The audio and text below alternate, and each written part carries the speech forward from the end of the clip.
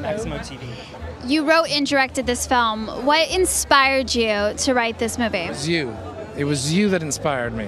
And I've been waiting to get, you know, this movie is, what inspired me to write this movie was I have a lot of friends who are actresses that I felt were being underused in movies where they usually get to play the girl.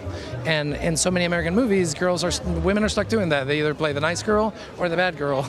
There's no in between. I thought, well, I don't know any women like that. All the women that I know are actually smart and sexy and confused and complicated and confident, and they're total contradictions in the best way.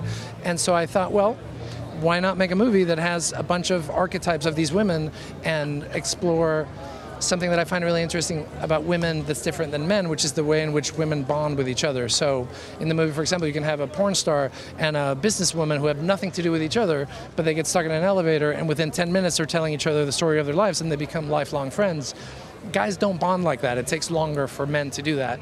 And I've always found that from you know, from a narrative standpoint, that's really interesting. This is a comedy, so I don't want to make it sound too heavy, but the movie has humorous parts and has serious parts, and I think it's precisely because women have their emotions so accessible, you know, that you're able to do that. So somewhere in there, I think, is the answer to the... Did you incorporate any real-life issues that you've dealt with in the movie? Of course, always, but I can't tell you which ones. Yes, I'm always listening. I'm always listening to women talking at lunch, you know, to see what it is that they're talking about. And it's not usually about men, which is what's interesting. Men think that's what they're talking about, but not really, you know.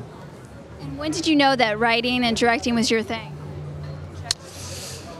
You know, I don't think I had a moment, like when I was 7, I saw The Wizard of Oz, and I said I must do that, but I can't remember a time when I didn't want to make movies. So it was a natural progression to then figure out, well, in order to make it, you have to write it. In order to then get it made, you have to direct it. Like it wasn't like I always wanted to be a writer-director. It was I always wanted to make movies, and I still feel the same way. I feel like when I sit down to write, I always feel like, what do I want to see in a movie? Like the movie starts, then what happens? You know, I'm really excited by movies.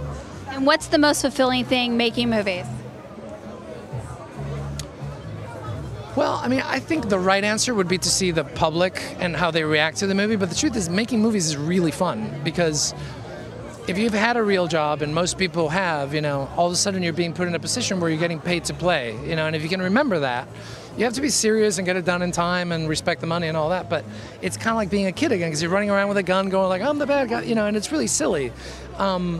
But you're very focused doing it, and you're kind of like in a secret bubble, like a club that's all doing the same thing. So it's real. That's the best for me. That's the best part, is actually making the movie, even better than the movies themselves. I find that you know, group of adults who all of a sudden decide very seriously to behave like children for X period of time is really inspiring to me.